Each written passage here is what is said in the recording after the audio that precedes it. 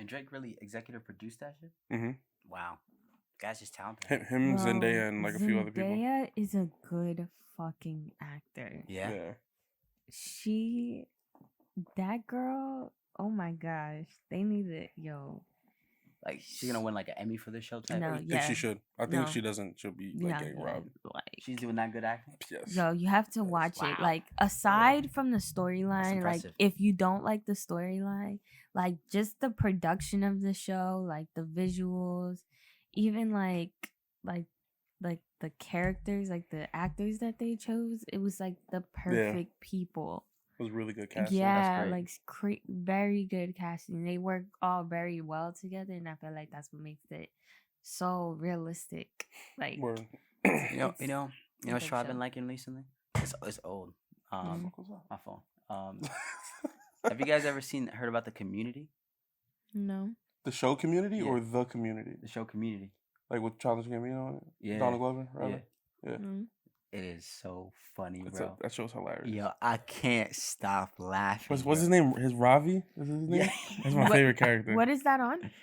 Netflix. I cannot Community. I gotta watch that. When I like to relax. Like when I have my relaxation time, bro, Mm-hmm. and I watch that show, I love to laugh.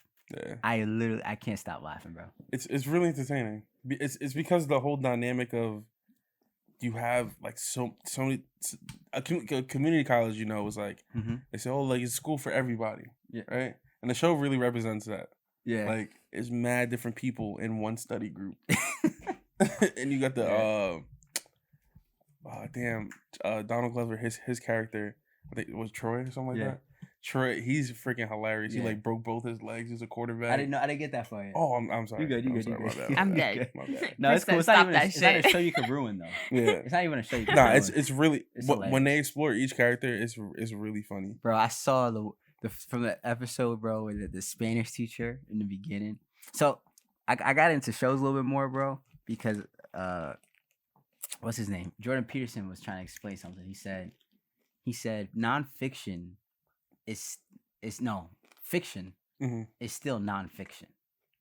And they're like, what do you mean? Like, what's not fiction? How can it still be fiction? He goes, because the not truths are still based on like an underlying truth, which makes it real.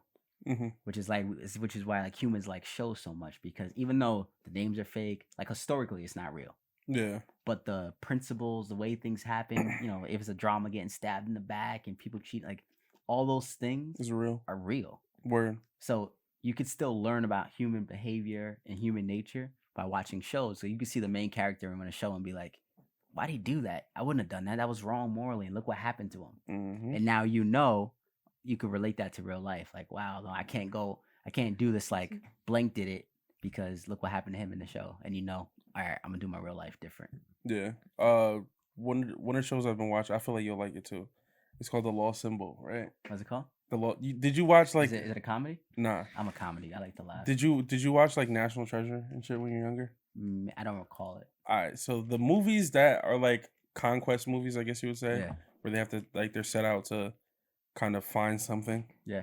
Like the Indiana Jones types of movies, like those movies are cool, but I always found like Da Vinci Code, like National Treasure, like those type of movies dope because, like you said, like within the fiction, there's nonfiction because they're talking about like in one of them, I think it was Angels and Demons, one of the keys they had to find it in like the Dante's Inferno, like the text. And it's like all real things, and it's all like things that people believe, like the Illuminati and stuff like that. Yeah. That people really started talking about that like after Da Vinci Code came out, and they were really talking about that, and like Skull and Bones and shit like that. So The Lost Symbol is the dude that wrote those books. His name's Dan Brown, and it's like another series about something like that. But the it's like a cult in the show, and they're trying to find like the studies of like this ancient professor. And he believed that there were certain types of things that you could do, like you could bring like your body to, and this is like all real things in real life. Yeah. Like he believed that you could bring your body to like this like temporal plane, to where like you have to be like basically on the verge of dying. You know, like when they say like you're about to die, you feel peace. Yeah. Like if you ride that line basically, and you can almost like, I think it's like you can access all of your consciousness, so you'll be able to like, astral project and shit like that. Like you can like. basically the dude can like on some Freddy Krueger shit, like he can kill people like when he's sleeping. He can like unlock certain types of things where he won't have to eat. Like he can just breathe as his food and shit like that. And he's looking to become like a god. And there was a group of people that protected the secret on how to unlock this, basically.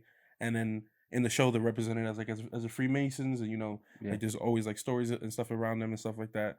So I think it's dope the fact that like they take all this historical shit and they're kind of riding it in the context to where like, all right, some of this stuff is fake, some of this stuff is fiction, but there's so much like folklore with this stuff like that, where it's like when you watch it unfold, you're like, bro, if people really was to like spend their life and really believe this, and they started like a cult to where they feel like they can unlock this power, like that's a realistic thing, like in some freaking town in the middle of America where these people could really start like killing people and start looking for.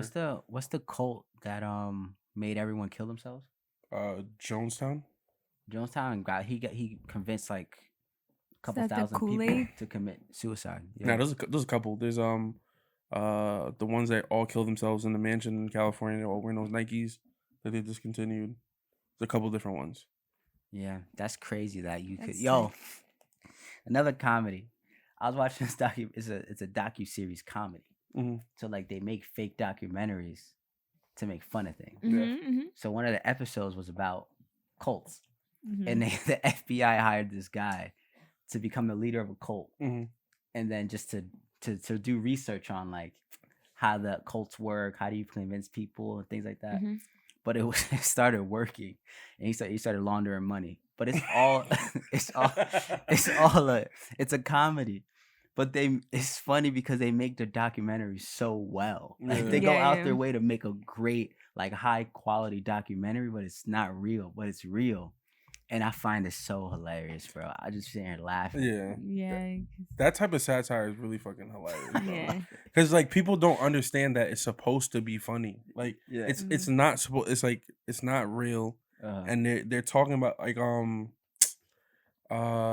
the thing we watched last year when they had the dude where he was going to all these rallies, the Trump rallies, and he was posing as like an actual news reporter, and he's asking Trump people what are they enraged about. Yeah.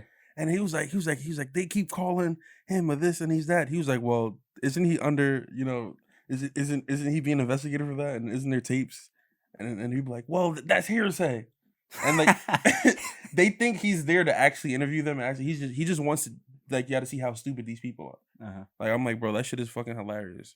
Like, people are really dumb. That's why something about me that I realized that I'll be in a room of people who are like just dead serious about something, and I'll start laughing, like, but not disrespectful. Like I'll be in my work meetings, bro, and I'll hear someone say something, I'm like, and I look around on the Zoom, everyone got a serious face. It's because I really find like I don't know what that type of humor is called, but that's so funny to me. I don't know, it's like dry humor, or people be dead serious, like. Someone will say something in the work meeting there, everyone's so serious, and I'll let off a little giggle or start smiling because it's really funny to me. Yeah. But I mean, like that kind of happens to me too. So like I work with like pretty aggressive people. Yeah. And like one time I got attacked and I was there with like my supervisor. Like this is like not even my direct boss. This is like my boss. Yeah. And she like got the guy off of me or whatever. And I start cracking up laughing.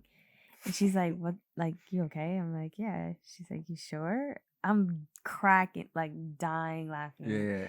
I don't know. I think that's just like a coping. Like, I don't know. And this is where I think life gets really interesting, because like, and I was even thinking when Asante was talking, where he was talking about like that fine, like that white line where you control consciousness. And I think that about humans is so amazing. Like, for instance, if I told you to describe, I feel like we all know what consciousness is, and we could all like feel it and picture it. But if we really went on to describe it, we would just be like, what is it? Right? Fuck is that? And even like emotions, like I feel like there's a thin line.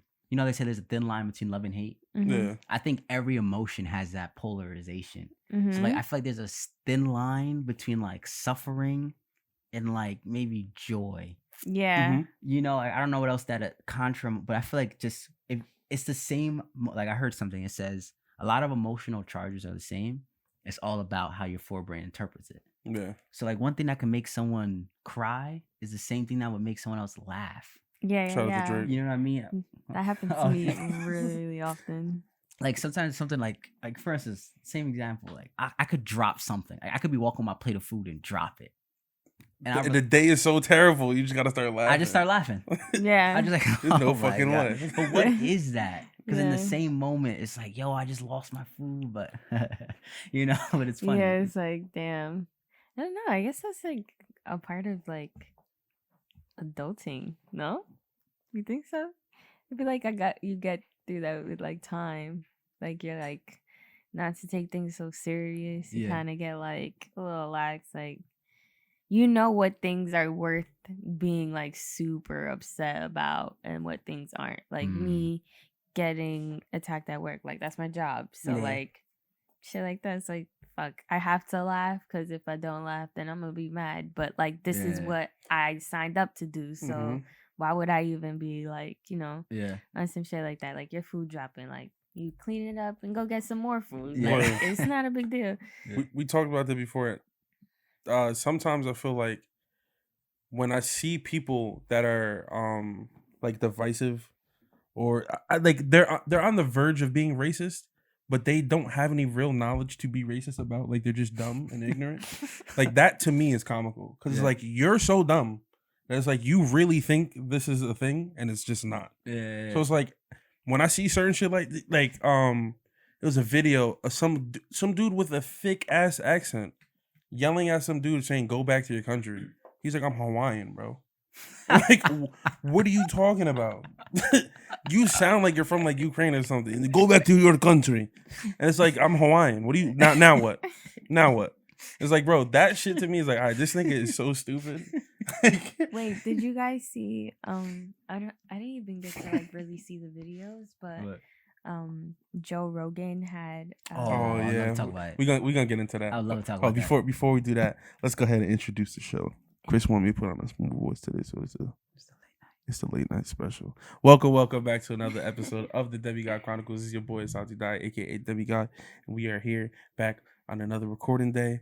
You know, making some last minute adjustments so we get the people a Euro step, we get y'all some buckets and all that.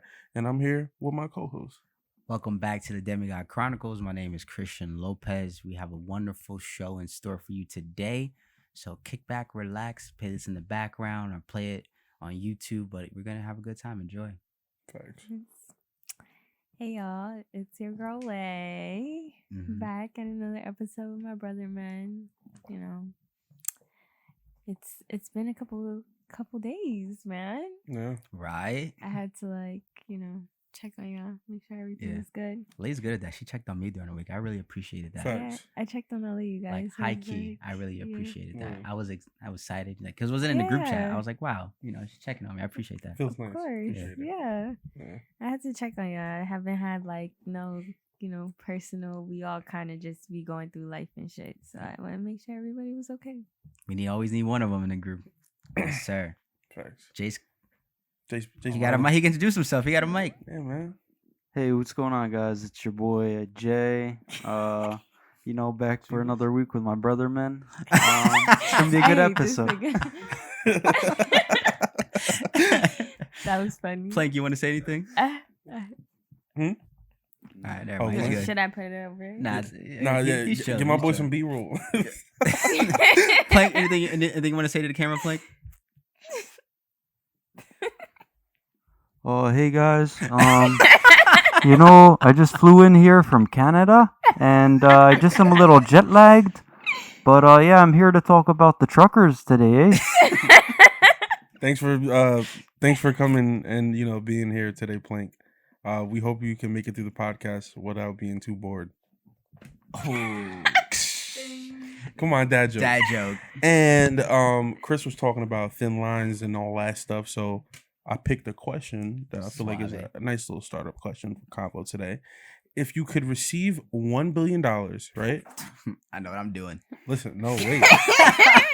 If you could receive $1 billion to fix your family and friends' problems, but after you could never see, like whoever you help, you could never see them again. Wow. Would you? Oh my goodness, that's horrific. It's a decent question. Who wrote that? I don't know. I got you. I know I wouldn't help anybody. Let me finish out. Cause say like this. Say my friend's in debt, right? Mm-hmm. If I'm not gonna pay off his debt and fix his problem, but I'm gonna take him on every vacation with me. I'm gonna buy his cars for him. No. You don't get the $1 billion. What are you talking about? It's either you get the $1 billion. You get the $1 billion to perform these acts, or you get nothing. Wait, time. I thought that was part of the question. Did you think there was a point in which you could keep it? No. Oh shit! Goddamn. Christian heard the first part of the joke. I mean, he heard the first part of the question and shut the rest of his brain off. Chris said, "I ain't giving nobody nothing. Ain't nobody getting shit." Yo, my $1 billion. Oh, Chris would be like, "Yo, I would pay that bill, bro, but I'll never be able to speak." I think I would ask them. No? Yeah. I would ask them, like, all right, boom. You know what? If they how does it go? Like, yeah, I'm cool with never talking to you again. All right, fuck you. I'm not paying your bills, nigga. I'll just be like, Ma, I could give you $1 billion, but like, you can never see me again. She'd probably choose $1 billion. I think it's 95% of my family would take it. Yeah, I think so too. No disrespect. Like, yeah, no that's cool because I'll probably do it it too. Like, if my cousin come to me and talk about some $1 billion, I'm gonna take it. Yes, sir. So. I think what I would do is I would take the money, right? And I would try to help as many, because you have those friends where it's like y'all don't talk every now and then. Yeah. Or it's like y'all really might not talk at all. You might have lost touch, but you like still friends through social media. You like to see how they're doing or whatever. Yeah. Like as many distant people have like that where we don't talk or rarely talk. If I could help you and then never talk to you again, you ain't gotta know it came from me really. If I could bless the people on the outskirts like that. Yeah. But like my close family members, nah, y'all gonna have to stay down for the ride. You know what's even crazier about that? I think, well, if you say you did do someone that was really close to you, I think you would come to realize that friendships are more important than money. Because I think through that you would miss them so much. Yeah. And you would be like, I would rather not even have the money. And on some real shit though, like how would you feel if the person, like, if you had that conversation with them and they're just like, yeah, I'm cool taking that and I'll never talk. No, on some real shit, like how would you feel? I would be like, okay, like I'm coming to you because I understand that that's an option. I can fix your problems. Like, why would you not give your friend that or your family that option? Yeah. Like, you don't know what kind of crisis people be in. So, like, that's $1 billion. Facts. That's not little chunk change. Could they help me after I give them the $1 billion? No, you'll never see them again. What can they drop me $100 million and never see me again? Chris got the friend that he already was looking to cut off. Chris gonna be like, listen, man, I know shit rough for you, bro, but I got you. But you could never talk to me again. But I just need you to swing back $100 million. We good. Right, do your thing. Do your thing, playboy. That's funny as hell. Jace, what would you do? It can only be people that are close to you. No. I just said like friends and family.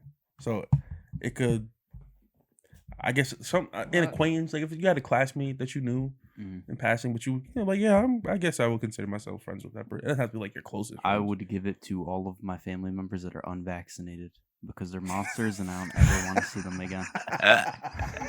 I hate talking to this thing. This is what happens when you give Jason money. That's fucking funny. Nah, I don't know. I probably wouldn't give it to anyone. Yeah, right? Yeah, I don't know. If I can't if I can't have it, what the hell? If I can't have any of it. If you told me I was gonna get like 10% of that, maybe I'd be like, all right. Facts. If I can't. But think about it, Lay. Think about it. No, anybody that really piss you off, it's kind of like you could pay their problems off. You kind of like you poofing them away too. So what that could be a loophole. But I really don't fuck with you, but I'm gonna help you, so I don't ever gotta see you again. No, I wouldn't do that, cause like I'm not not on no like hate and shit or anything. Like I'm not helping nobody that I don't fuck with. So like I'm gonna go to somebody like you never know people's financial or like what people are going through and like maybe your friend's like grandparents needs like surgery, doesn't have money or whatever, but they don't tell you shit like that because like some things are just to yourself. You never know who you could be helping. They'll never see you again, but family's more important than you seeing me. That's just your little friend on the side. Word. And it's one more thing that's never done. Like, you can't think of nobody that you wouldn't pay to never talk to again. Mm-hmm. I think she's doing somebody. Oh, a second. We don't gotta say nothing.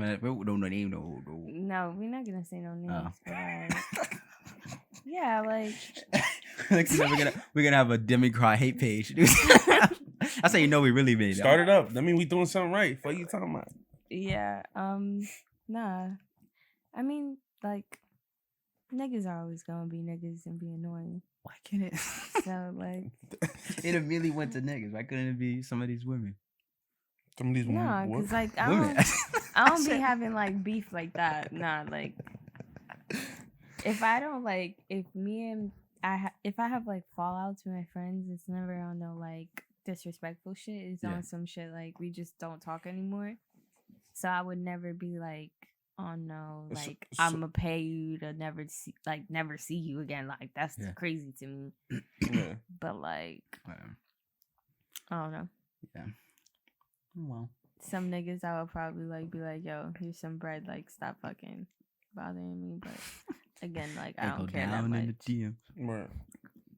And I was watching a show, which made me write this in the note. If y'all saw it before, I got to think about it. But if you ain't see it, then you can't blame me because I put it in the note. But right, so I was watching a show. It's about superheroes.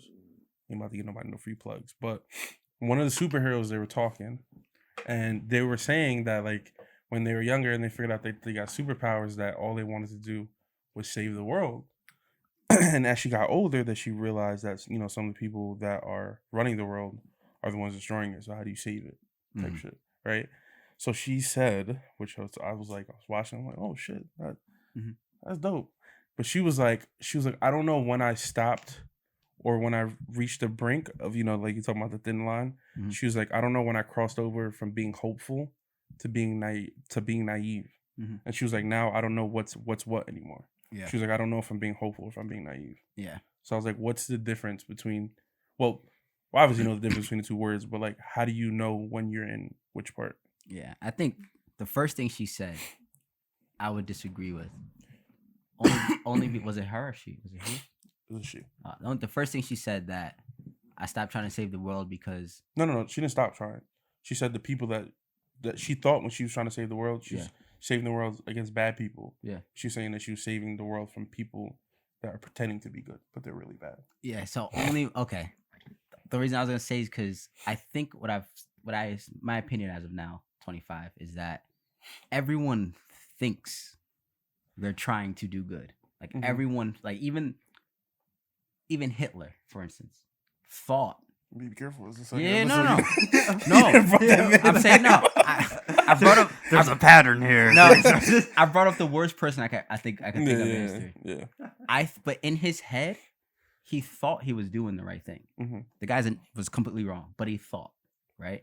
So it's crazy because, and this is why I think like people like us, for instance, are people who want to see good, like what we think is good.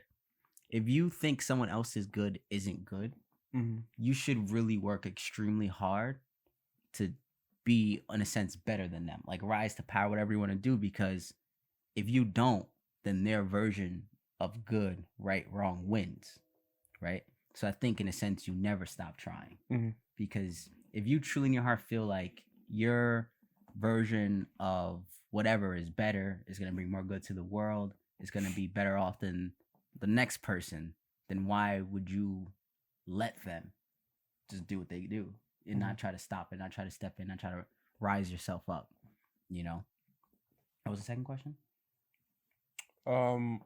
What are the differences between being hopeful and being naive? Thin line, like we talked about before, very thin line. Because people who are, like, say you're hopeful, you have a dream to be, like, you always bring up rappers. Say you have a dream to be a rapper. Technically, probably like 1 in 10,000 rappers, maybe worse than that. Maybe like one in a million rappers actually become successful and have a successful life and career in rapping. So if you pursue that and think you can make it, in a sense, you're naive. Yeah. But the only way you do make it is if you're hopeful and naive in the sense that I know all those people fail, but I could still do it anyway.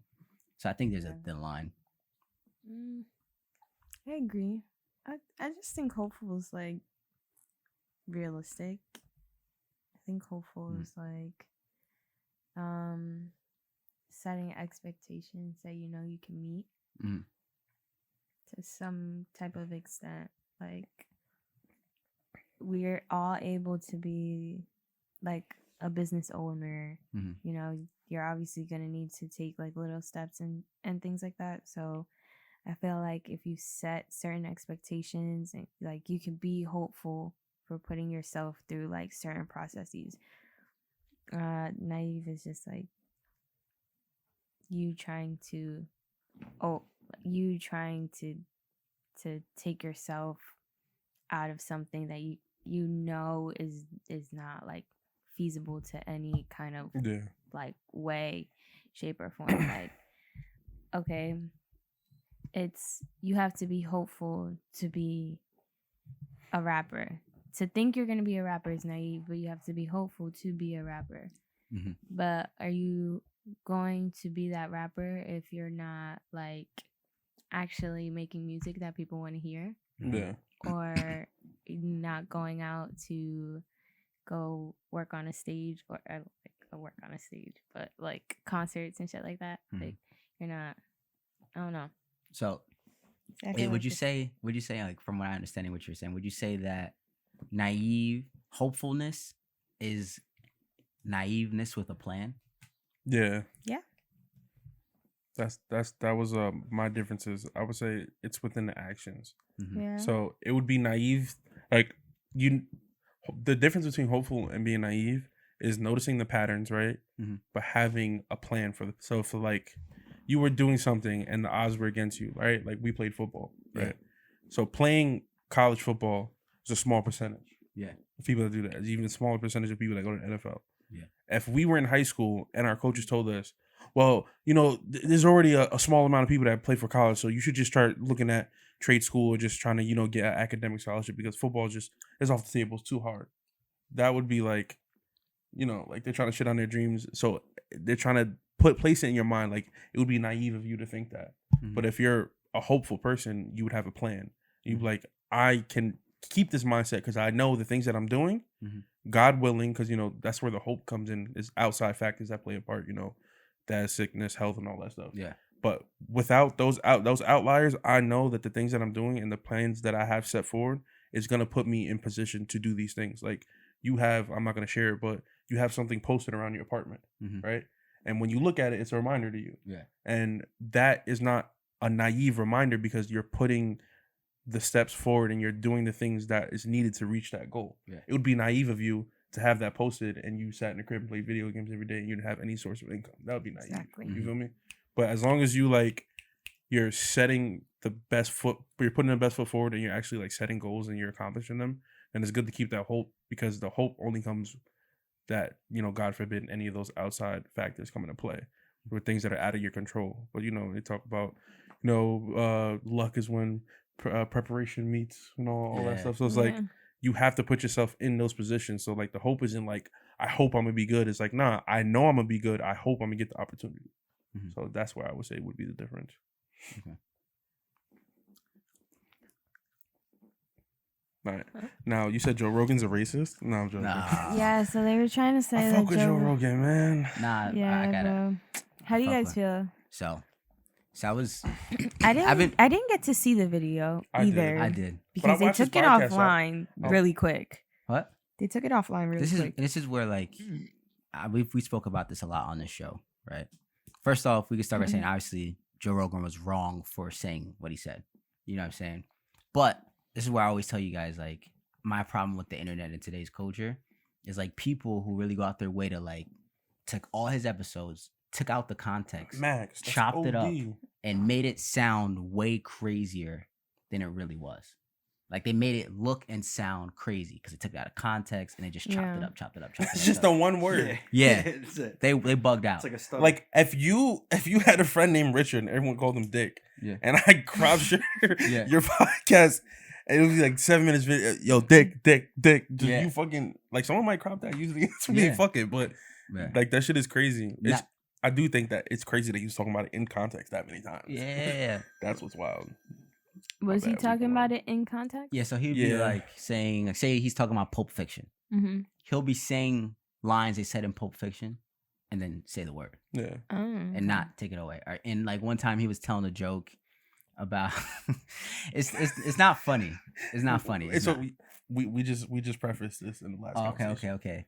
And I was watching actually a commentary on it. What's that guy who's on like that? He's from like South Africa. He's like light skinned with an afro. What's Chakra bars? What's that guy? He's on Comedy Central. He does like the late night. Trevor Noah. Trevor Noah. Yeah. I was watching Trevor Noah speak about it, and he was talking about like being a comedian and telling jokes because Joe Rogan said a joke about how he went to go watch a movie in the hood, and he walked into the theaters, and it was like Planet of the Apes. That was a joke he made. That's a bad joke.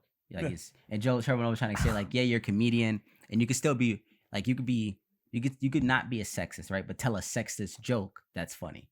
You cannot be a racist, tell a racist joke, but it's funny, like how Dave Chappelle does. Yeah, he tells I was racist just jokes, about to say that, but they're funny. Yeah. And he was trying to explain like Joe Rogan, like it was a racist joke, but it was just not, it was not funny. There goes our Netflix deal. Yeah, it was very old. It was very old too. Yeah, very old. But he's been podcasting for 15 years. Yeah. So if you think about the hours and hours and hours he has worth of content for a 7-minute video to come up, it's not a big percentage. One, two, like I said, it is wild that I almost called him a nigga, but it is wild that the nigga was talking about it for 7 minutes. But I do think the way, and I was having this conversation with somebody because I wasn't outraged by it per se, and in no way am I a person that's like, oh. And let me ask you, you're not outraged because have you consumed this content? Yes. So you know him. Yes. You like, which is the same conversation we were having about Kevin Samuels, right? Yeah. If you understand his mindset and you understand where he comes from, I was saying to the person, I feel like Joe Rogan is the same type of person, just like Nick Cannon, right? They consume a lot of information, right? So when you consume a lot of information, there's a very big possibility that you might get some information that is incorrect, or there might be a possibility that you just studied, one side of it and you're seeing it from one side. Yeah. So with the things with Nick Cannon, what he said, it was deemed anti-Semitic, but he was trying to speak from a biology, from a Darwinism standpoint, right? Mm-hmm. And he said, and he was saying like, let me be, and he doubled down on it when the people said, oh, Joe Rogan's apology kind of made it worse because he was saying that. I'm like, bro, these people, they'll double down on stuff, but they're willing to learn from their mistakes. Yeah. Nick Cannon lost his his deal with Viacom and all that. Yeah. They allowed him to take a course. They allowed him to meet with someone who's learned in that subject, and they sat down. He learned why the things he said was wrong. Mm-hmm. If Joe Rogan was to sit down and learn from somebody on why even speaking about it in a certain context or speaking about it too much might be wrong or problematic, I think he would be willing to learn from that. And I think it was so old. He already learned from it. Yeah. And this is where I knew. This is where I was like, I don't think he's wrong. No, not that he wasn't wrong. This is where I would think he wasn't racist. Yeah. When everyone who is actually black and thorough people, like people I respect in the community, we're all saying Joe Rogan's not racist. Joe Rogan's a cool dude. He was wrong for saying it, but you're talking about Jay Prince. We always joke about Jay Prince. Jay Prince came out and said he wasn't racist. 19 Keys made a good point. It's like, Joe Rogan's not racist. What they're really doing is they don't like the fact that he was talking about certain things a certain way. Yeah. So they try to use this as a tactic to cancel him. But the problem is they realize, and this is where I think it's good for the world to see, that this independent media is so like powerful and has such a strong base that those things don't work anymore. Mm-hmm. You know what I'm saying? Like there's people who have their fan bases. Like Joe Rogan might get more views and have more subscriptions on his podcast and YouTube than CNN and Fox might get on their actual shows. Mm-hmm. Like that's how, and Jordan Peterson was explaining it. He's saying legacy media is dying and it's gonna die. Mm-hmm. He goes, you're on your last leg when the only way for you to get attention is from like propaganda and like clickbait. He says when a media outlet goes to clickbait to try to get attention, they're done. Yeah. And he was like, there's no way legacy media can compete with the Joe Rogans and everyone else in the world because YouTube's free to use. There's no barriers of entry, and we got in it. Anyone can get in it, and you can get straight to viewers' attention. They can't compete. It's too expensive what they do. So a newer, younger market came around that this is how business and this is how capitalism works. It ate the old, and there's nothing they can do about it, and they're really panicking because they didn't like the way he was talking about the vaccine. What happened to the newspaper? Yeah, they thought they could cancel him. We don't like what he's saying about the vaccines. We'll put him out. You can't. I think what you was talking about before were personality types. I think Joe, like certain people are so inquisitive. He's super that, open. They almost forget about the fact that the things that they're speaking about, because they're only speaking about it from a educational standpoint, can be offensive. Because he's not talking about, or like you said, he made some jokes, whatever. Right. They talked about that on Flagrant, where sometimes you make jokes where it's may not be tasteful, but you have to take those risks as a comedian or whatever. But I think in the context that he feels like he was talking about it, he wasn't speaking about it from hate. He's not viewing it as a hateful word, because he would say, the S word that's derogatory to Spanish people. He would say a K word. He would say all these words because he's speaking from just dialogue. He's not saying it to anyone or meaning anything by it. But you just have to be mindful of people, and they do say that the smarter you are, the less like I can't understand that offended you. Like, close that gap. It's simple information. I'm telling you, you're too, but like whatever. Like, some people just don't have that like they're not able to sympathize with people when they just feel like they're putting out information. I do think he's that type of person. And like that incident was so old too. It's like he's like, bro, Dave Chappelle took him on tour. Like, how racist you think the guy really is? Dave Chappelle took him on tour. You got David Goggins, who dealt with racism his entire life, wrote a book on it, everything. Is co-signed this guy and say, no, Joe Rogan's a thorough dude. Killer Mike. He's a thorough dude. And I do think people that are, if you're like a certain thing, like, all right, let's say if I was a racist, let's say I was one of the racist NFL owners. Not if I was.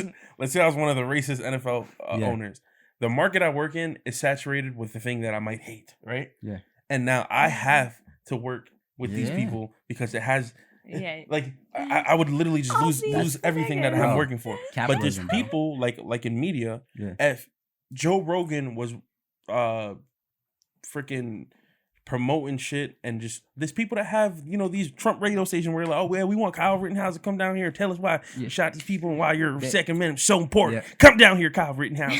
Like, he's not one of those people. They're not and calling Joe Rogan. He's in Texas. He has enough power and to like, come on, bro. Like, if he really he's not gonna put he's not gonna put a black person right on his media platform to promote whatever agenda he has going on. Because I'm if I'm racist, I have all this money. I have all these people following me. Who cares? I'll be loud and I'll be proud about it. Like some of these people are. But it's like, I think if he would have went that route. He wouldn't have so many black associates. He wouldn't be like, just certain people that by default they have to be around things that they don't like. So it's like, oh, like I'll just like Donald Sterling, he's talking about like his players and shit. Like, these are people that work for you, and he's telling his wife that he don't want to be around them. I don't even want to be around them and shit like this. So it's like those people that are stuck in those mindsets, they have the bread, but they can't get away from that. Joe Rogan has the bread, and he's in a market where he could get away from that if he wants to. And that's what Jordan Peterson was saying, is why that kills legacy media even faster, because they were even calling him alt-right, like he's alt-right. But then what we do is you can just go watch his content. And for the people who went and watched his content and realized, oh wait, they were lying. This guy is the most. He makes fun of everybody. They were calling alt-right. The guy takes shrooms. The guy he's been caught on camera sympathizing for more socialist and liberal ideals. He very progressive, and people keep around. So it's like, you said this one thing about him. We went and watched it. It was cap. Now from that logic, oh wait, CNN and Fox News isn't reliable. And then now it just starts to spiral. Then you just lost 5% more of your fan of CNN and viewers. You just lost more 5%. Happens again, you just lost another 5%. Keeps happening over and over and over, and it's like eventually you're dead as a company. And that's why I love capitalism, bro. Because even to your point, how these racist owners don't like black people, right? but they still can't help but hire them because the market demands for it. You will not win a football. If you have no black players on your football team, you will go 0-17. Yeah, I guarantee. Back out the Louisiana Whiteouts and let's see them get a fucking Super Bowl. I guarantee it, bro. You will go 0-17 if you said I'm gonna have no black people on my team. You will lose every single game by a lot, bad, like. That's true. The Altoona Juggernaut. Basketball too. Also, maybe can you even get away with it in baseball or hockey? Nah. All white players on a baseball I know team? Black Dominican. He's still black. I ain't winning no World Series without my people, man. You can get away with it in hockey, maybe, right? But yeah, hockey's all white people, I think, for the most part. Yeah, probably. But hockey don't make it doesn't comparatively don't make no bread. I find it so funny how we started breaking out which sport can be racist and succeed. Which sport can have all whites? Lacrosse. Badman's got it down back. I don't even think that Batman could do it. I think cricket can't do it. Yeah, I think like listen, bro. A Middle Eastern. You know where they could do it? Asian people. Water polo. Oh yeah. Yeah. Water polo guy. That joke hit on a few different levels. That was funny, bro. That's so crazy to me. Like the people that think like that, it's like the people that just like they want to go home, they want to have their steak and potatoes. They wake up, they want to have their steak and eggs, and for lunch they want to have a Spam sandwich. Like you're not trying to eat anything outside of that just because you're not willing to try anything. It's like if you ever had any doubts in your mind about a certain people, what like me, I like to be proved wrong or right because either way, I know whatever I was thinking is either I was tripping and it's not that bad, or I know like I was right and I ain't fucking with that shit. You feel me? Either way is a win for me. Yeah. So it's like, why wouldn't you want to go speak to a certain type of person or experience something and be like, nah, that's not for me? You know what's funny, bro? And this is how humans work, bro. That's the same mechanism of the mind that'll make someone say Michael Jordan is the best basketball player of all time, and I don't want to hear it. I don't want to hear that anyone else is better than him. Like that, what causes that to happen in the brain is the same thing. You're like, yo, I don't get how someone could just not want to just talk to someone of the race. It's the same thing, bro. This group identity. You group yourself in a group and that's it. Like everyone in another group is bad. Bad people. Bad. Okay, but with the Joe Rogan conversation, right? Okay, I feel like it boils down to like a simple point. Do you guys think it's never okay to say the N-word? For white people to say it? Yeah, is there a context when it's okay? You know, it's funny. If you're quoting something. Growing up. Okay. I think if I'm quoting Malcolm X, am I not supposed to say if he says it in a speech? Yeah.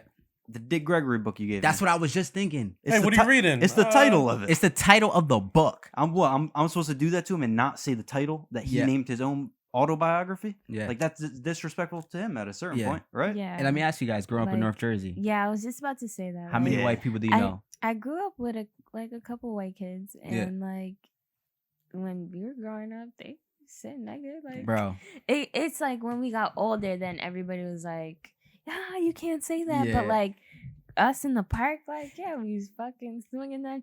Like bro, everybody was saying negative, and I don't think it's. I got white friends, bro. Like you got white friends too, who literally since the age of like 7, 10, only grew up with Black and Spanish people. Yeah. Only hung out with Black and Spanish people. And I can promise you, I know for a fact they say the word. And no one in the room says anything. No. I might have brought up on the previous podcast before, but there was a dude that was on No Jumper. And from when he was 6 months old, he was adopted by a Black family. All his cousins. Yeah. His nickname is Milk. He said, like, I go home, they call me white boy, they call me Milk. He said, I talk like this, people were like, oh, he trying to act hood. Motherfucker, he said, my family probably blacker than yours. Yeah. And he's like, bro, if I grew up and they allowed me to say this word and it's a part of my vernacular, it's like the what movie is that? Ice Age, where one of them is Ice Age is like one of the second ones or third one. I don't know. There's so many of them now. But one of the girl who's a woolly mammoth, her brothers are like muskrats. And she thinks she's a muskrat because she's never seen herself. And the muskrat family adopted her. You feel me? True. Or on some Tarzan shit. True. Like you want him to put on pants and not to swing from trees. True. Like he grew up with animals. Like so he's going to be what? Whoa, let me you reel us back in. Somebody chop this up. But whatever Joe you, Rogan bro. Word, nah, but like honestly though, whatever you grew up around, bro, that's gonna impact you. Just like people like, oh, like bro, I never understood it because the way I grew up, I was in Patterson. I was raised by a father who had 4 black boys, and he was putting information in our lap from a young age to make sure that we weren't becoming statistics. You feel me? Yeah. And you were raised the same way. And I would go to places that like I remember one year for vacation we went to Myrtle Beach, and there was some kids staying at the hotel, and they were getting relocated because they were Katrina victims, and they were twins. And like we were talking to them, it was like, yo, yeah, like your accent is mad heavy. So they was like, yeah, like they was like, y'all sound like y'all from New York, but y'all different though. It was like, what you mean? It was like, because you're not saying son every other word. It was like, honestly, y'all talk white.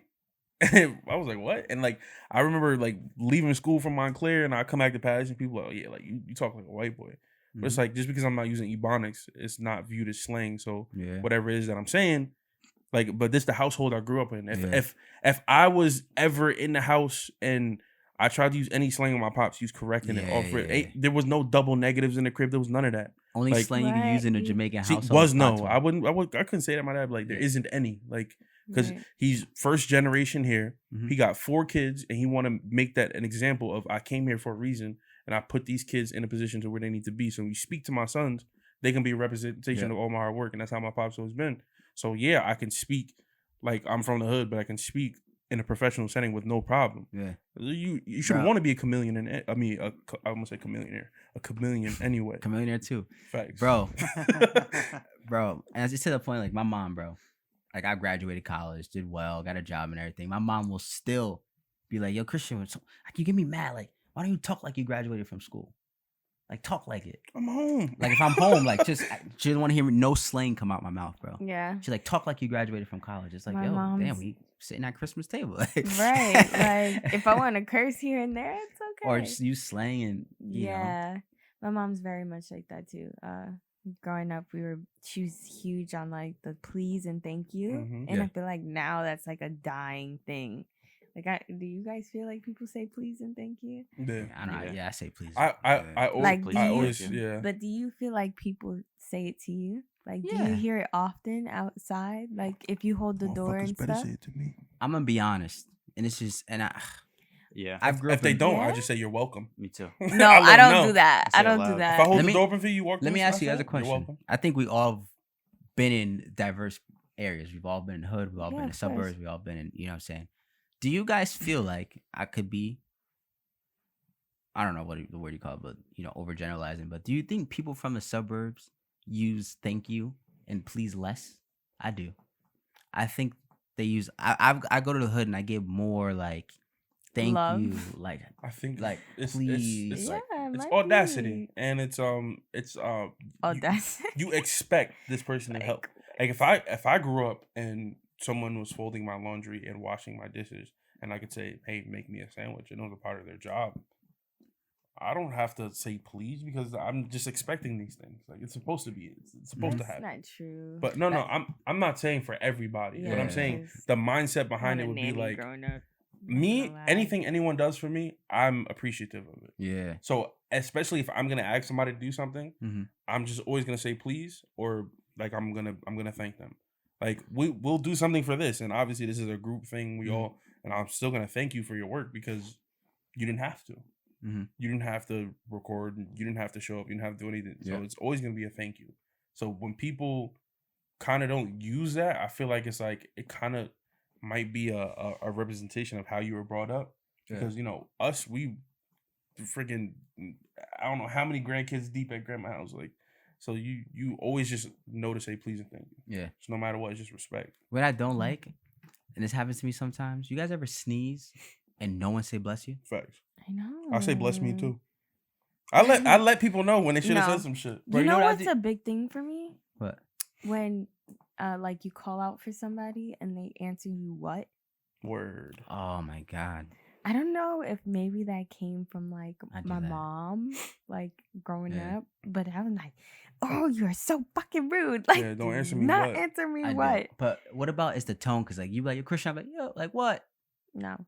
Yeah, my dad. You know what my dad used to do to me? Chris, yeah. You know my dad? He knows that sounds crazy. You said it, and I didn't even feel like you really had hope. I was just, you gotta test the waters. My dad he used to call me Christian. I like, what? You know what he would do? Say nothing. Nothing. I hate it. I hate it. My parents still do it. Yeah. Not a word. Then I would have to walk all the way over there. Because, I guess respecting. Why is he saying what? Come here now. Mm-hmm. I always say that to my dad. I'm like, Dad, like, why don't you just say come here after? Like, if you might be like, sometimes someone will be coming up the steps, you don't know who it is, so you might call out a name so you can see who it is. Yeah. So you're not gonna say who's coming up the steps. But if you just say my name, I'm like, yeah.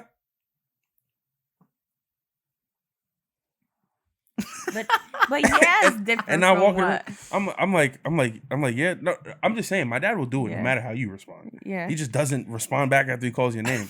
Like, my mom's nickname is Joy. He's like, Joy. My mom's like, yes. Like, did you need me? Like, I'm like, I don't know. Happened? He just thinks that pause like means like you have been summoned. Yeah, I hate that, man. You're like Sultan, like I'm a dog or something. Yeah. I guess parents got that look in you, like, yeah.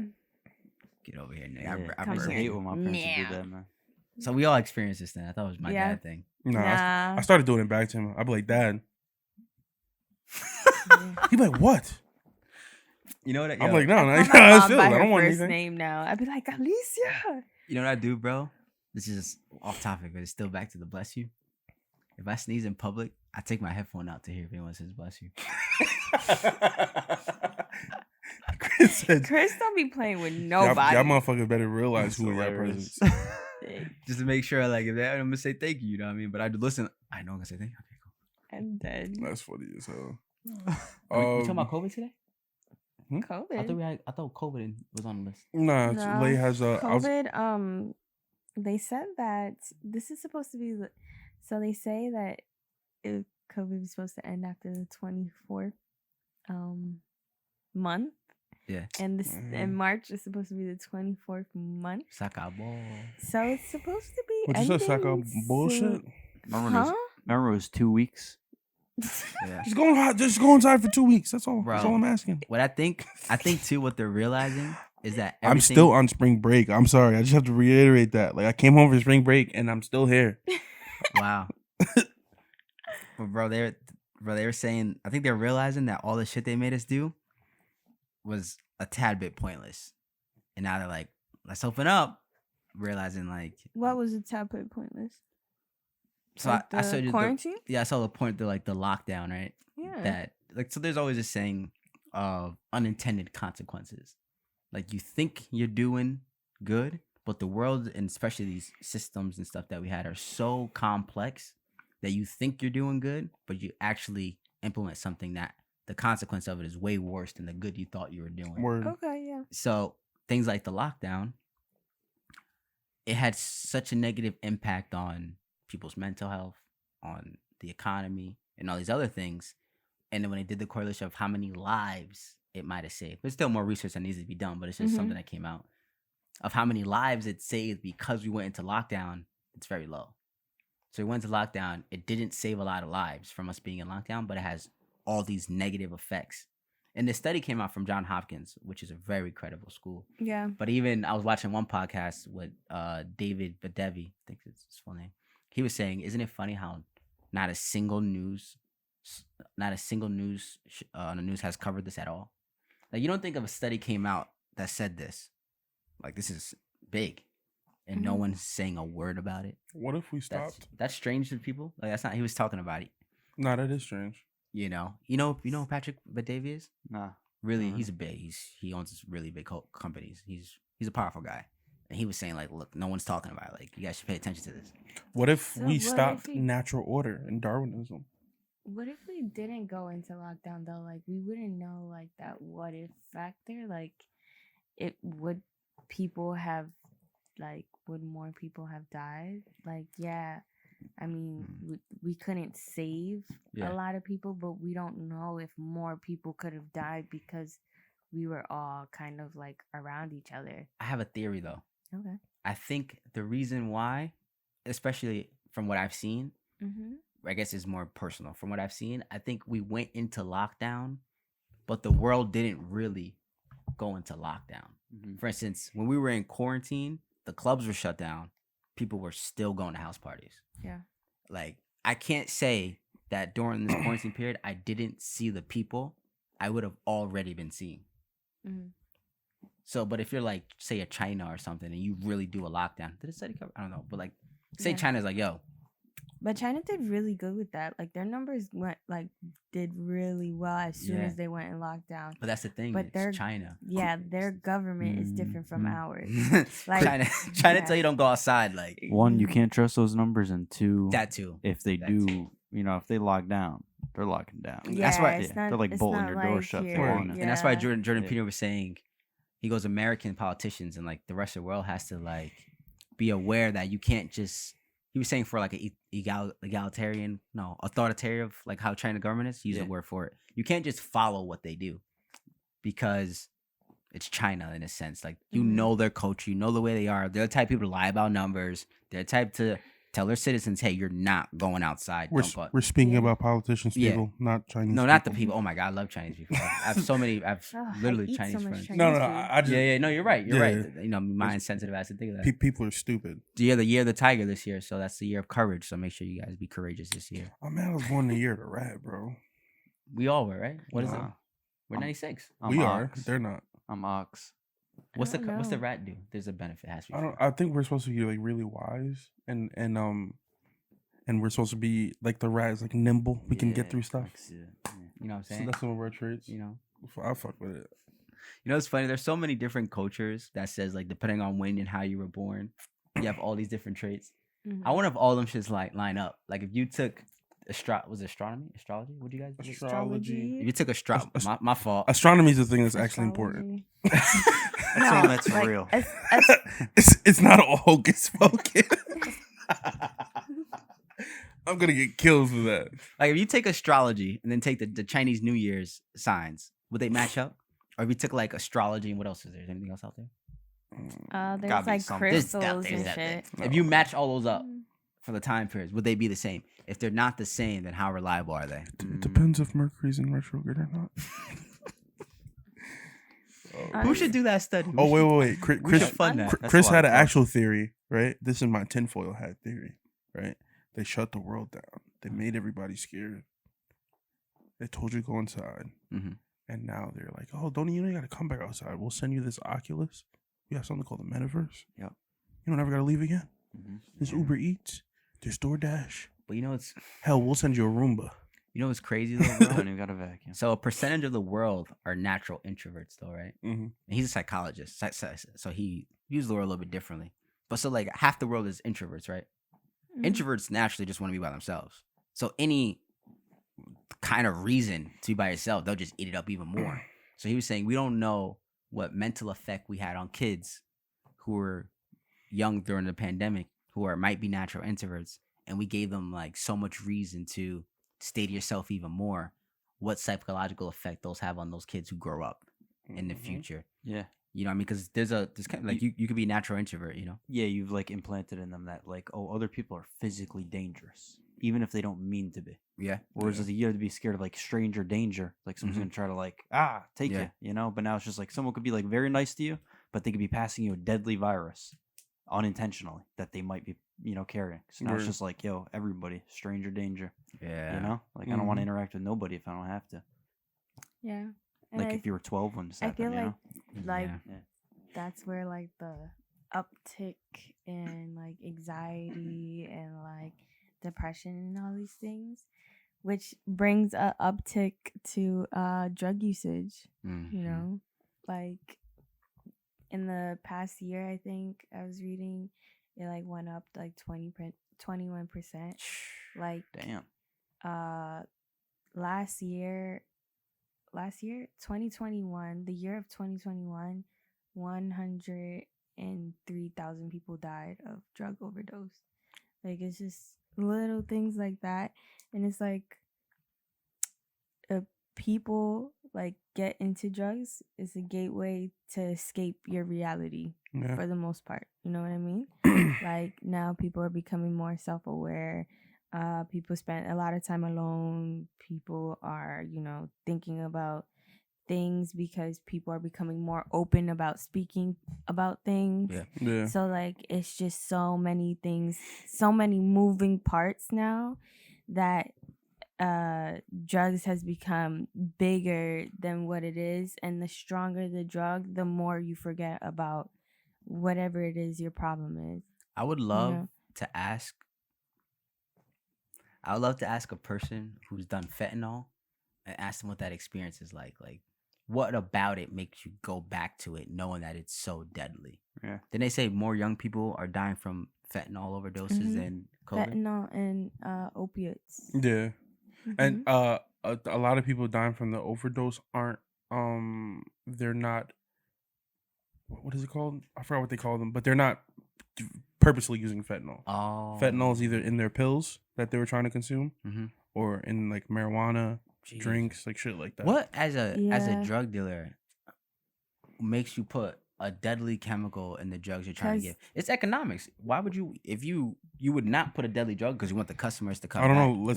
Let's ask Rite Aid. Drug addicts. Let's ask CVS. Let's ask all that shit. Cigarette companies, like, all has stuff that's gonna kill you. So I think it's, for a lot of people, it's a risk versus reward. I think drug addicts look at, oh, this person's dying. Oh, so they got some like strong shit.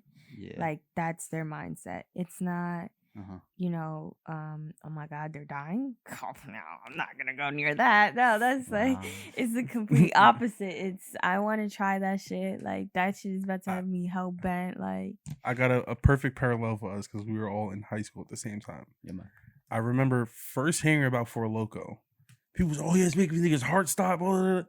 And I don't know why everyone just started drinking Four Loko after that. Like after like there's all these news reports and people was like, oh, it's fuck. I tried to drink half a can, bro. I woke up the next day in a tree. Like mad fucking crazy ass stories. In a tree. Right? And you know what I never drink again? What? A Four Loko. I never drink a Four Loko again. Never. But I guarantee you I drank it back then. Yeah. And it's like it's just like that on an elevated level. Of like we heard like, oh, this shit gets you that fucked up. Like we definitely about to drink that shit. I remember my first time trying Four Loko. I'm like, bro, like this shit, and I drank that first can. I'm like, yo, this shit is really crazy. Like, shit had us feeling loopy. So it was like, and it was a couple years ago when I was 21. All right, guys. I'm only joking. I imagine drug addicts aren't scared to overdose. No, they're not. Right? They're just kind of like, because I don't. Yeah, I don't think when they don't have anything to lose, I don't think it's a bad way to die. Probably you probably die high. You probably don't even realize you're dying. It is. You know what I'm saying? No pun intended. It's euphoric. Yeah. Why that's just think of Euphoria too. That's why. Like, and some came out like a week ago where Dare was like, shunning them about they feel like they're promoting drug use. Yeah, they're promoting drugs use and they're kind of fantasizing it. And I'm like, bro, shows like this, like this show, Shameless, like a bunch of shows like that, bro. That shit is important because, like you said at the beginning of the episode, that's the nonfiction in the fiction because people really deal with these things. People really have these problems, and Euphoria isn't saying drugs are cool. Look at me. Look at how cool Rue is. It's like, no, look at the things that she's dealing with. Look at how fucked up her life is. Look at how she's tearing her family apart. Look at how she doesn't like herself. Look at all these other things. And some people might look at that and be like, fuck it, it's worth the hell that I'm living in. Do they show? And some people might be like, in that same show Euphoria, do they show like the other side of the school who's like penises? Yes, they show a lot of penises. No, I was like, is there still like the other side of the school where it's like all these people have absolutely no problems going on, and it's like the group where has oh no, one of the girls who actually everyone has a problem in Euphoria. Not everybody. Everybody has a problem in Euphoria. Yeah. Who no, don't I'm have saying a problem? there's certain students that don't. Like the girl. No, but the main ones. The main character, the girl that was doing like OnlyFans and stuff, actually figured out she went to Hackensack. She's from Jersey. What girl that was doing OnlyFans? The chubby girl. What do you mean? She hates her boyfriend. No, I'm not talking about. I'm saying her boyfriend is normal. Cassie's sister. Her boyfriend is normal. No, Cassie's sister's not normal. Nah, she seems relatively normal. Nah, I feel like she always lives she's in like the shadow really, of her sister. She's really self-loathing. Yeah. Exactly, but that's not that's like a realistic problem. It's not like she's like some strung out drug addict. That's what I'm talking about. That's what I meant. Like everyone else. Yeah. She's just like, oh, my sister's the popular one, and I'm not like normal. I live in her shadow. Oh, life sucks. And another thing, I'm like, bro, how she drew up a play. Skins? Really you have to go on HBO late night to watch this, right? Skins would be on 3:00 broad day when we got out of school. Yeah. That show was wild, and Skins UK is even wilder, bro. Honestly, like it could be like romanticizing it a little bit, but it's with the idea that you're an adult and you should be mature enough and be like, yeah, that's not a good lifestyle to live. But I guess you could say there's like it's a rock star lifestyle, like because you could say the same thing with Breaking Bad. Oh, they're romanticizing dealing. Exactly. Now you're gonna create other Heisenberg. Like no, it's not. Who even cares what Dare's talking about? Like, no disrespect to Dare. Dare is clearly tone deaf. Yeah. I would love to see how many kids they stop from doing drugs. No. That shit backfired on them, bro. 0. That shit backfired on them. The Dare came into play during the Nancy Reagan era, right? Mm-hmm.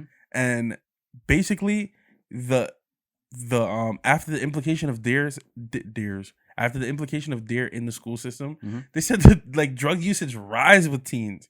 Because they were telling, like, I remember we were doing like stuff, and they were telling, there was like drugs. I'm like, I've never heard of any of these drugs. You're like, oh yeah, crocodile. You could make it in your house. And they're giving you the ingredients, nigga. Of course, people would go home and trying this shit. And like, how many it's a cookbook. And how many y'all put the fucking the drunk goggles on and then said to yourself, I'm never doing this. Yeah, you put the drunk goggles on. I was like, ha ha. Shit like a kaleidoscope.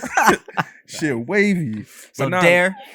No, that shit. We don't care what you think. Yeah, that shit backfired on. But like things like that, you can have that argument. But like we did a study in one of my psych classes, and our professor was telling us to go and look at there's so many parents was like, oh, we should ban GTA after these games came out. This is when school shoot. Most of the kids that play those games aren't violent kids.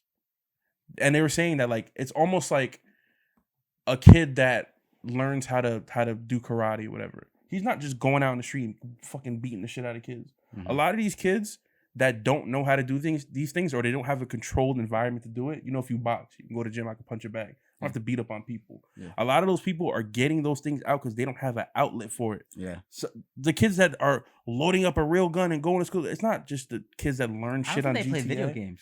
The study was like ridiculously low. Yeah. Ridiculously low. Because let's be honest, how many thugs really like they spend their day playing video games? They just don't got time for games, man. Every day is real life, B. Mm-hmm. But we about to take a break. We got Song of the Week this week.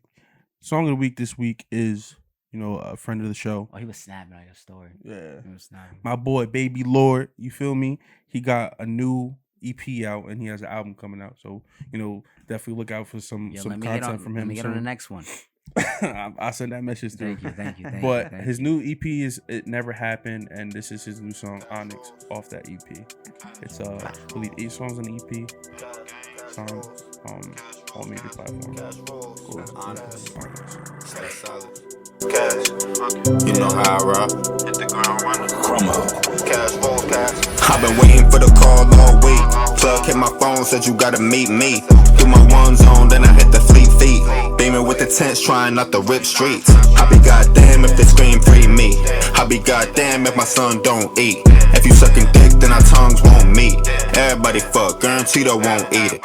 My moves is in the streets, I get thug love. Pay before the deadline, show my plug love. I was walking Broadway before the sun's up. Off the porch going north, got my funds up. School 30, I was ballin', I'm a trap star. Kobe block with my niggas in the backyard. I remember Uvu on a laptop. Now we only parlay on the back block. My homegirl got rich, trapping iPhones. Now she aging, counting money with her eyes closed. Niggas watching on hood, get your eyes rolled. Demon time, haven't got a different time zone. Bitch, I'm ballin' now, I'm a spalder now. Used to only text my money calling now. I remember back then I was down and out. I'd have never thought we'd have had a falling now. Shit, hopping out my body.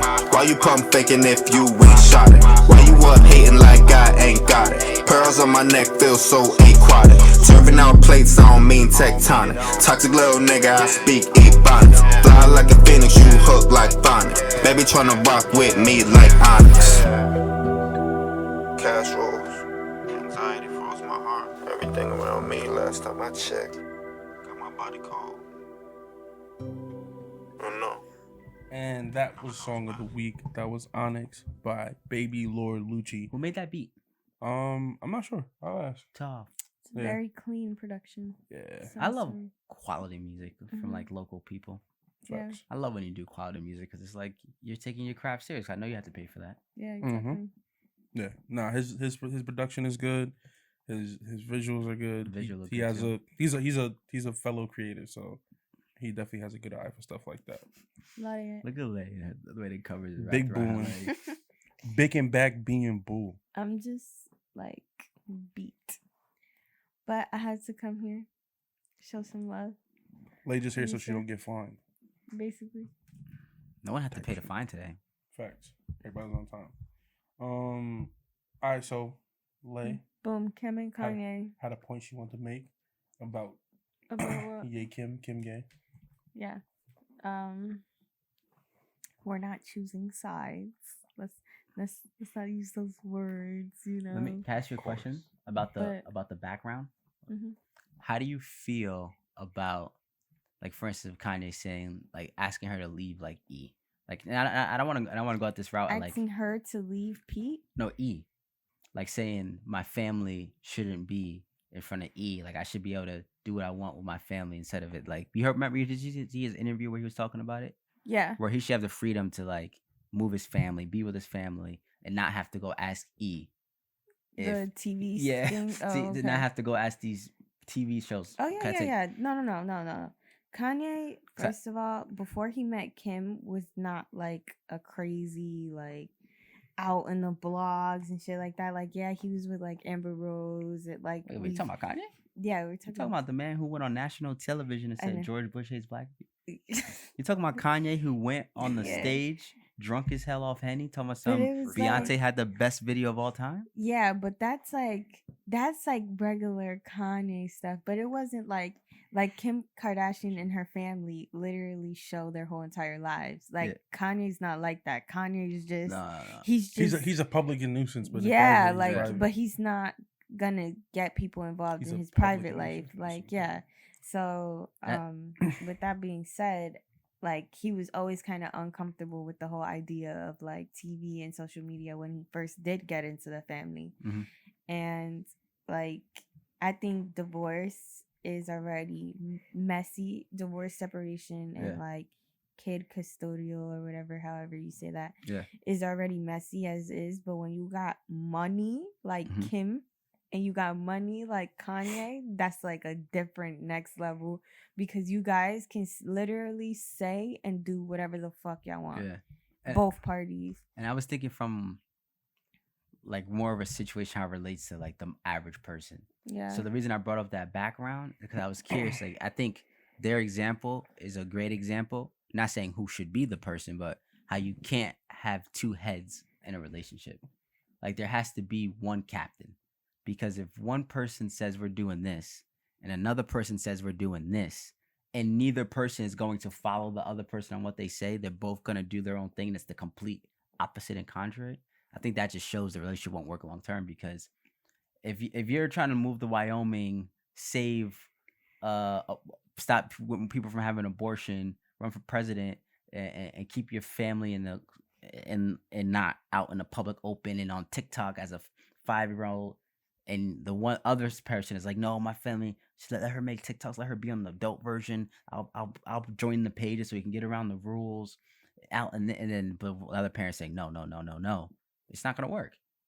So I think in relationships, I think it's always important to have a head. But how do you apply that to co-parenting because they're not together anymore? No, I'm saying now. Like I'm saying I meant from the relationship why I started splitting up. No, but I don't know. I want to know like how do you apply that to co-parenting? Do you think? I don't know if a head is the right. I've never been in that situation. Either. It's tough. Because I feel like once you get to a point where one or both parties are scorned, I think they now start to make decisions that even if what you're saying is correct, I don't want to hear it come out of your mouth because you made decisions with me this whole time. You know? No, on some real shit. And I feel like that happens. I feel like in relationships, partners have like responsibilities. So like I do this, you do that. Like we kind of work together. Like like it's 100%. Roles. Yeah. So like I don't think it's necessarily like a captain. I feel like and that's why it's so important to like date and like live together before you get married and like go through these processes so you understand people's like true natures and stuff like that. And again, like as much as we want to like bring it back to us regular, like, you know, us regular civilians who live like middle class life, they have billions of dollars. Yeah. So, but there's still fucking Kim breaks up with Kanye and starts messing with like a younger dude and goes like, she's like probably just blowing a bag right now, like doing whatever she wants, and Kanye's over here like trying to figure out how he's gonna visit his kids. And I think like, and I think even them, they go back to the thing we said in the beginning, the nonfiction and the fiction, because even though they're billionaires, they're rich, they're still humans, and they still abide by the laws of human nature. So you could still very much just see like, yeah, it's amplified because they have billions of dollars, but we've seen stuff like that in our everyday viewership of life and regular people. And the reason I say the thing about even have a head, and now I'll disagree with you, because I think in a relationship and life and everything, there's gonna come times where there's a fork in the road where it's either you do this and you can't do this. Like there is no co-captain. It's, you know, I'm gonna say we're gonna do this, and the whole family has to do this. There is no other way to go. And if you guys say, if one person in the relationship doesn't take the role of that's the captain, even though I gave my opinion, I was openly able to express everything I wanted to say and feel, at the end of it, we disagree because that person's plan they truly believe is better. I'm just gonna get behind them, even though I think my plan's better. If there's not someone playing that role, I can't see how the relationship lasts. I just don't even see it. I feel like people have their responsibilities, and like you trust, like, okay, boom, I'm in charge of the light bill, right? That's me. Me and Asante, we live together. I'm in charge of the light bill. Who gets the decisions? That's what's important. No, we sit there before we even move in and do all that stuff. We sit there and decide, okay, you do this, I do this. Boom. Responsibilities. Let's say the light bill is too high one month, and like, I don't know, something crazy. Like, there's like another company that wants us to like change it or whatever. And I go make that decision without him or something like that. Yeah. Like, that has to be something he has to trust, because he trusted me to deal with that. So I'm talking, when I mean like the captain, and I'm talking about tough decisions. Like, I come to the table, I'm like, yo, I just got a big promotion in New York. We live in California. I'm moving the entire family out to New York. And you're like, I'm not moving to New York. No, that's not gonna work. Yeah, no, there's no that.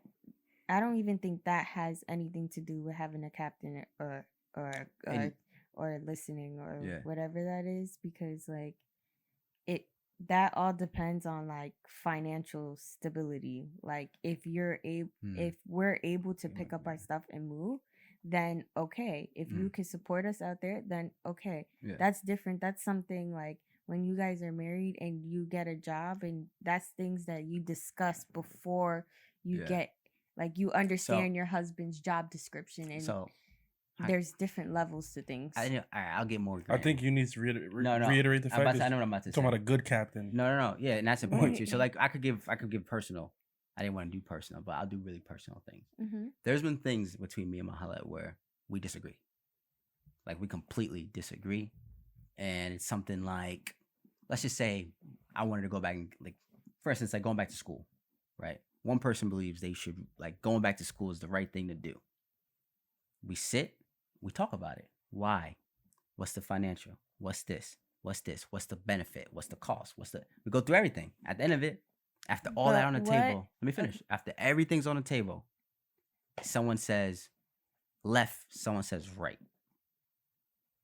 And someone says no, left or right. Going back to school is a bad example. But you could do anything. So, all right, let's say don't go back to school. Say someone wants to anything. And it has to be something that's you guys together, though. Like rent. It can't be like even it rent. Can't be any. Let's say choose Nah, damn, that's because it can be with anything. Like school is like a personal decision. That is kind of tough. If I do, but that's the if thing. I do, it's not a personal decision. No, it is because we don't have kids. I'm in a relationship with you, and this is why I should be able to go freely. This is why it's not.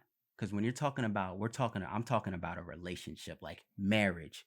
Everything is one. If you're really going that route and you're really gonna do it, everything is one. So you go into $100,000 worth of debt, it affects everybody. It's not your finances anymore. It's not your life anymore. When you marry and you're in a committed relationship, we are uno. Yeah. And the moment uno is no longer uno and starts to split, there is no long-term relationship. Yeah, but still, school is still my option. School is still my decision. And although, that $100,000 debt is going to be there if that is the choice that I decide to make. Yeah. But I have to have a plan, and that's something that that's still a personal decision. I have to have a plan as to how I'm going to get out of that, or whatever the case is. And yes, I can discuss it with you, but ultimately, that's my decision. Yeah. You can't tell me that I can't go to school because it's $100,000. But that's where we have to realize it's not that. It's not someone telling you. It's like, no. When I talk about head, we're like, when you're adults, we're making logical decisions for our future. Someone says, this is better for our future. Someone says, no, this is better for our future. The head, I have a question, is the one who, in being a good leader, like he said, you got to know rules of leadership. That's a whole nother conversation. Being a good leader already implied and assumed, like, the one person gets the final say. I have a question. Yeah. So, do you think with that type of power structure, do you think that's a breeding ground for like resentment? And that's where it gets deep. So I learned this from Jordan Peterson. That's why, like, people think splitting on that train could just be we're making different decisions. The moment resentment starts to form, you're splitting. Because that's why I said it can't be someone telling, it can't be it has to be good leadership assumed. Because the moment resentment starts to get created, it has to be solved. You can never let resentment foster, and it has to be always spoken about and always talked about. So then, where's the leadership? Yeah, that's what I was gonna say. Yeah, but that's like, to play devil's advocate. Yeah. If every time we get to a tough decision, you ultimately choose it, and let's say that is somebody. You never choose my opinion. Right, or you never choose. But that's you never choose the information that I presented. I think eventually that gets to a point of now we talked about like thin lines. Now we're walking a thin line between I completely trust your word and you don't think anything I'm saying is right. And that's where, like I said, good leadership already assumed. Because anyone who knows good leadership knows what I'm talking about. Because that's a whole nother. I could have a 2-hour conversation about leadership. And that's because, and this is why it's not for everyone, you got to do the work.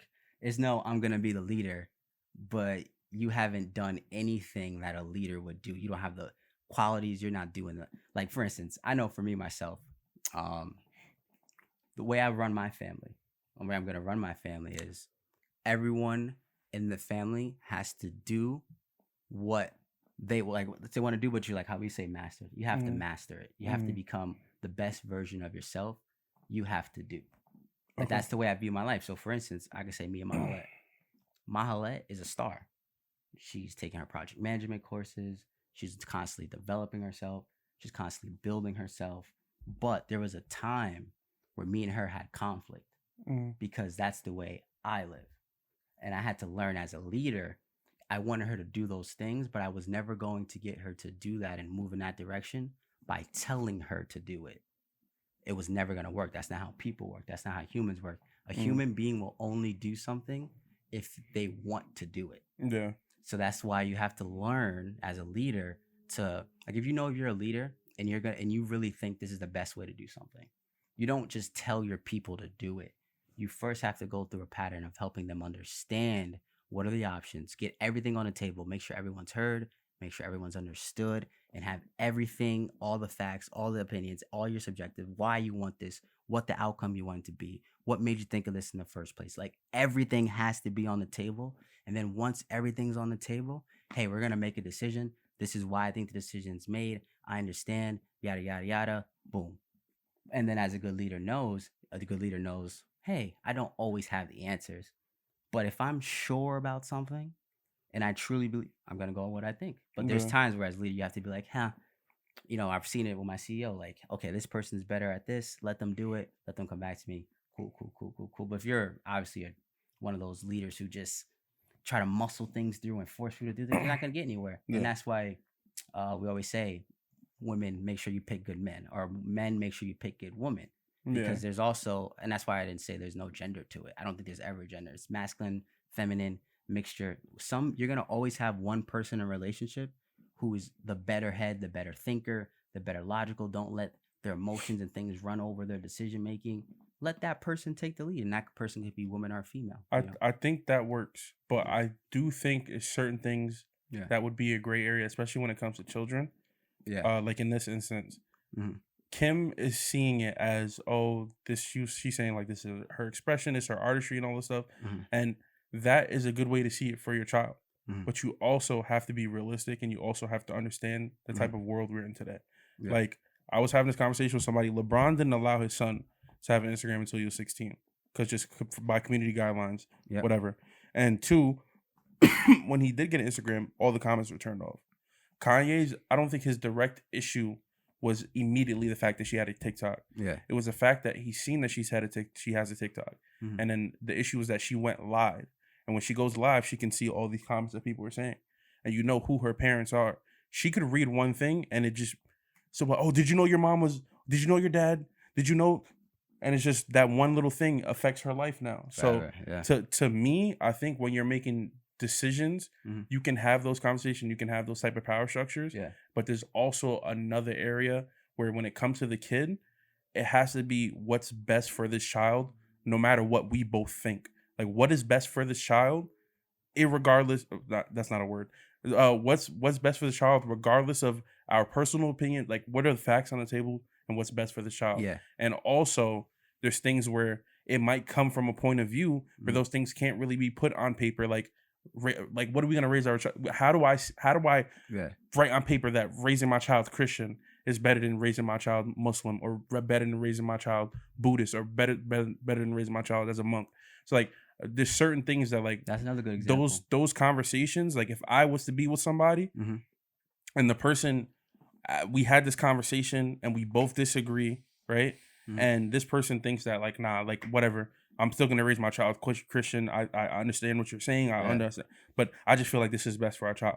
Yeah. Those types of decisions, those have to, I don't know how you come to those decisions if there is a difference in opinions, but I feel like stuff with that, that is when it's like, no matter what, the person that loses is never going to view it as like, all right, I'm just trusting this person. Not never, but most of the time not going to view it as I'm just trusting this person, rather than this person is saying I'm wrong, or this person thinks this because of whatever. But that's where, and I could tell you from experience, that's where constant, like, I call it crucial conversations. Like, you have to be willing to have those unpleasant, unpleasant, bless you, the unpleasant, I'm just using the unpleasant conversations. You have to be willing to really disagree on something, no matter what comes up, let it all out there, get it, and then you start to form a trust. When you get to really know who you're dealing with, you truly know. Like me and her, for instance, we both taken personality exams, we switch swaps, we have to read through the other person's personality, read through my personality, read through your strengths, read through my strengths, learn my weaknesses, learn your weaknesses. So when it's time to make decisions and I'm like, yo, yada, yada, yada, yada, yada. For instance, I can say one thing like food. Mala's not a vegan. She's not. Like, she's just not. But when we're in the house, we eat vegan. I didn't have to force her to do that. I didn't tell her to do that. She's free to do whatever she wants. But it's just, she eats vegan in the house. Now, when we have kids, because I'm big on this, when I have kids, I'm not going to be the father giving my kid high fructose corn syrup. I just won't be. Now, imagine I married someone who was completely against everything I did. And in the house, it was all in, like, everything was in the house. And I'm like, my kids aren't eating high fructose corn syrup. Why is all of this stuff in the house? So if one person, that's not going to be okay. It's just not going to mix. So just naturally, that one person has to take the lead. It has to gear towards one side, but it can't be on some dictator forceful. It has to be on some real empathetic, some real understanding, some real dialogue over and over and over until you can come to an agreement where resentment is not getting false. You hit a nail on that. You cannot sustain a relationship that has underlying resentment. Friendships, anything. Like if you resent someone, oh my God, if you start to resent someone that you're with, tell them. Like if resentment is starting to be formed, you have to tell them, because literally you can talk to any psychologist, any therapist. Resentment, you can't let it foster. And it has to be communicated. And that's why I think relationships in our modern world is really struggling, because we came from a time where hierarchy and rules, this is not saying it's right or wrong, it shouldn't have been this way, were given. They were just told. Like if you were a man, you're at top of the hierarchy of the family, you have this role. But now we live in a society where those roles, there are no roles, there are no hierarchy. So it's up to you on your own relationship to not they're not going to get a hierarchy and a role structure from society. But Esther Perel, who is a famous psychologist, says every good relationship has roles, hierarchy, and boundaries. So if you don't intentionally create them in your relationship, then you're not planning to have a long, sustainable relationship where you're going to be married to someone for 50 years. Yeah. And you ask a 50-year-old couple, they have it. I see it with my grandparents. They don't have to tell me. They probably like, hey, what's the role in hierarchy? They probably wouldn't be able to give it to me. But I could just be around them for 5 hours and really just see how my grandparents act. And I'm like, I see boundaries, I see roles, and I see a family hierarchy structure. Right. But modern relationships, that's not, you're going to have to do the hard work. Like you're going to have to intentionally do those things. Yeah. And I think it's like, it's dangerous to think, in my opinion, is that it's not there, because it is. And I think we could see all by the numbers, the way we're doing things doesn't work. Yeah. You know what I mean? It just doesn't work. So yeah, I think it's subjective, and you have to figure out what works best for you, because you might, have a way you run things, and another person might have a way, and it might work. And if it works, that's all that matters. If it works, it's cohesive to the environment you want to create, and everything is going in a positive manner, no matter how somebody else looks at it. Just like someone might look at, like we talked about the diet. Jordan Peterson has, and be like, oh, he only eats meat and salt, but and it's like, but if it works for his body, it works for his body. He's not some obese, overweight man, and he can't talk and he can't breathe and all. So if it works for him, it works for him. Yeah, it's like another person's like situation is not your situation necessarily. And I think a lot of times when we look at celebrities, we start taking the connotations off of like actual human things. Like people be like, oh, Kanye's bugging for this or Kim's bugging for that. It's like, but no, they're parents. And they're talking about things, but they're having the conversation in real time and online for everybody to see. They're not sitting down in their kitchen when one of them came home from work and just having a quick discussion or, talking about it over dinner or anything like that. We're seeing it on the internet. Yeah. So now everybody speculates. Everybody's like, oh, well, if Kanye wouldn't want to be in the house, he shouldn't be doing this. Or oh, if Kim didn't respect Kanye as a man, she shouldn't have. It's like, bro, they have to figure their shit out, and they have to figure it out what works for their children and what works for the both of them. I do believe that when you have a certain level of success and you have all this attention garnered to your brand and your family and all these things, that there is good things that come with that. So she can be on TikTok and she could become the star and do all these things and start expressing herself at a young age. But now she could feel like, what some of these Disney Channel kids feel, and feel like, oh, I might have plateaued at too young age, or I might be experiencing things out in the world where I shouldn't be experiencing at this age and all of this stuff. So it's like, you as a parent, the only thing you can do is try to protect your child the best you can from the things that are around them.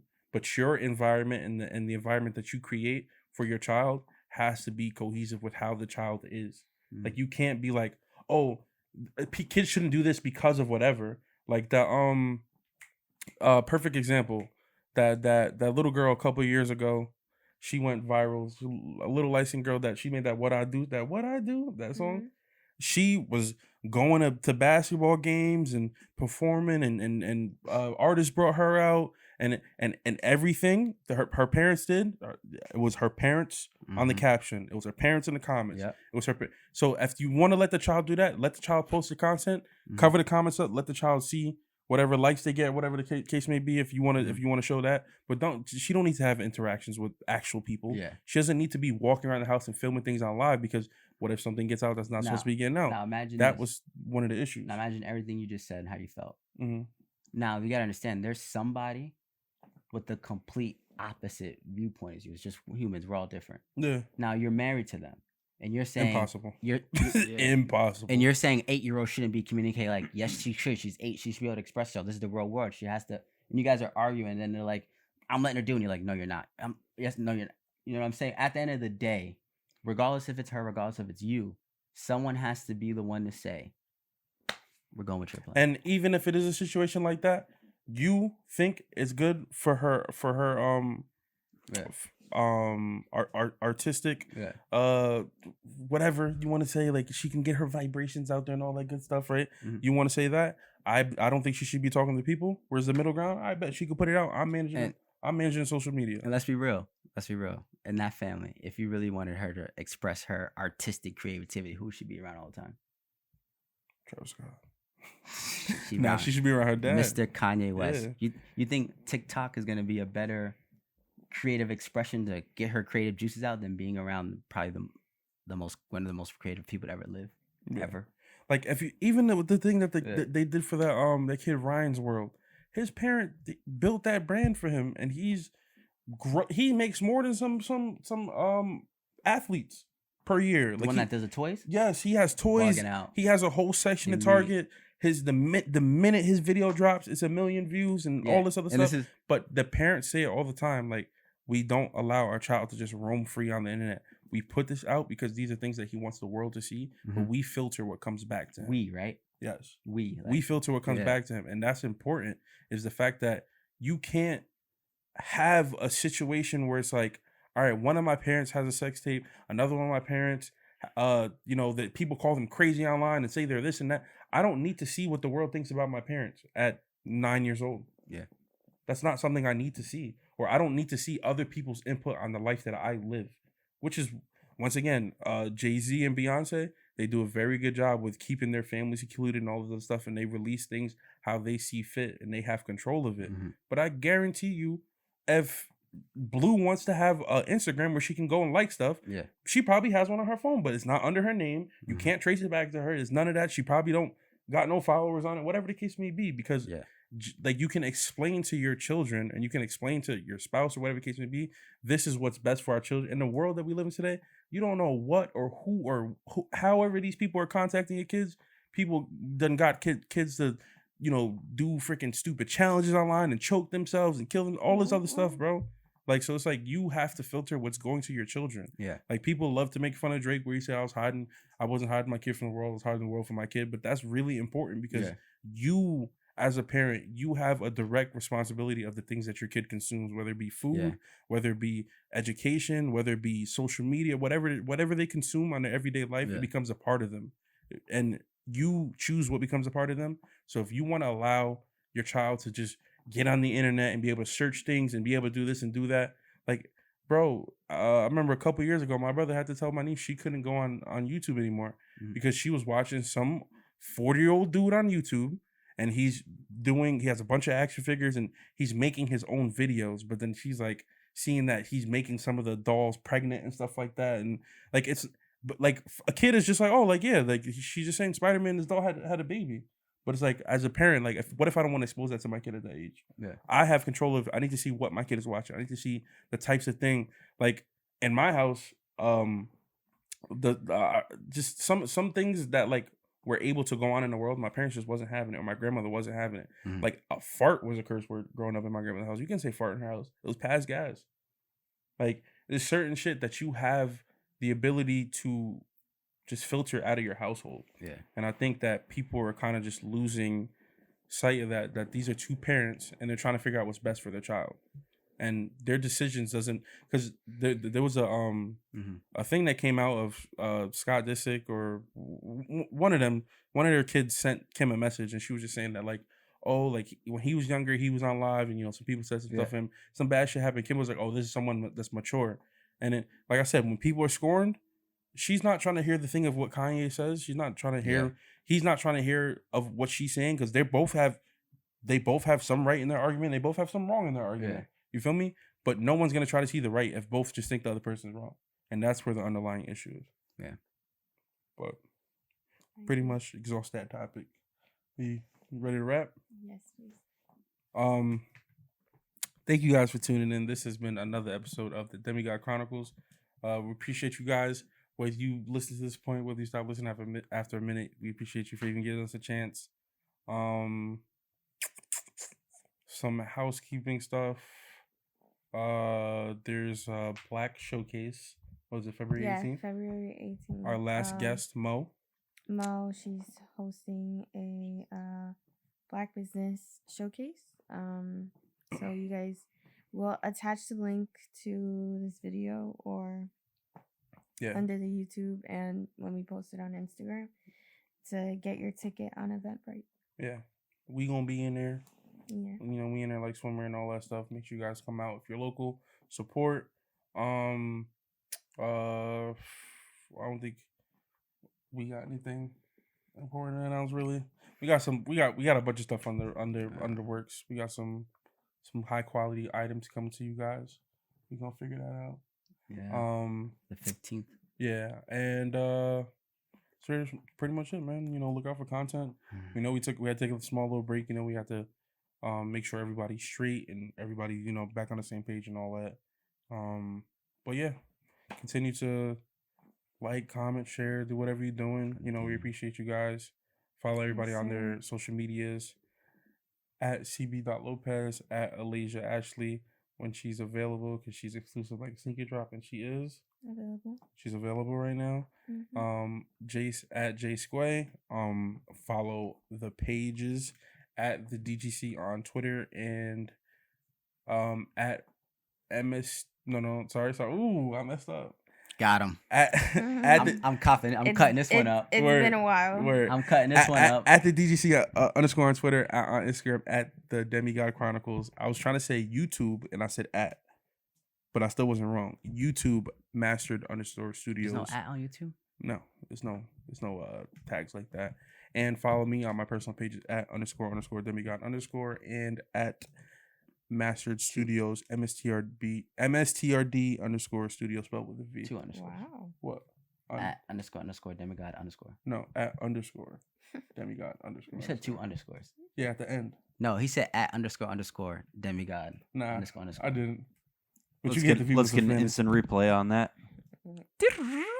And I was right. Give my money. But hit the people some Spanish so we get out of here. Actualmente me empecé en clases de nuevo, por favor, yo pienso que como se dice. So it's been un gran semana, un gran mes porque todo cosas empecé también. So te aprecio mis suscriptorios. Yo pienso que yo quizá yo hacer esta parada de mí mismo, pero. ¿Y tú? Yo no sé. Lay said niggas ain't shit and get y'all money. Negros no mierda. We out of here. Thanks for tuning in. Bow. I've been waiting for the call all week. Plug hit my phone, said you gotta meet me. Do my ones on, then I